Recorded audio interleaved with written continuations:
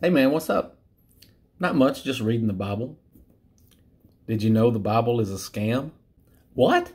The Bible is the Word of God. You mean you think the Bible is perfect with no contradictions? Yeah, it's a holy book from God.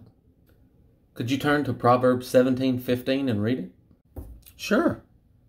He who justifies the wicked and he who condemns the just, both of them are alike, are an abomination to the Lord.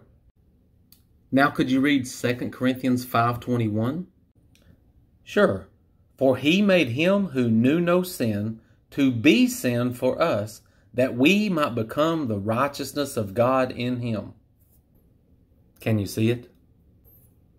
See what? In the Old Testament, it is an abomination to justify the wicked by condemning the innocent.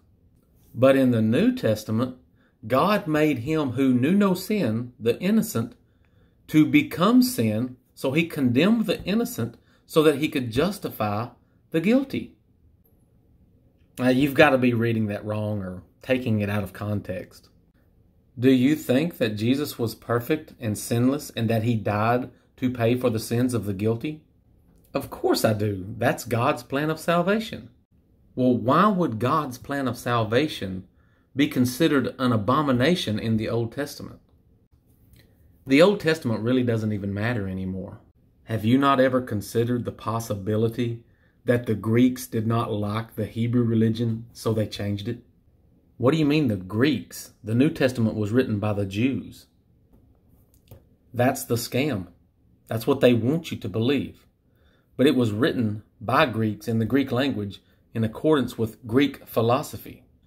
Did you know that the Jews and the Hebrews were destroyed in the year 70 CE? I think I've heard something about that, but I don't know the significance of it. Well, it's highly significant. Whenever the Hebrews were destroyed in war, the Greeks redefined their religion and their history. You know the old saying, history is written by the victors? Don't you think you ought to at least consider the fact that a new religion came out after the Jews were destroyed in the first century? So what are you trying to say?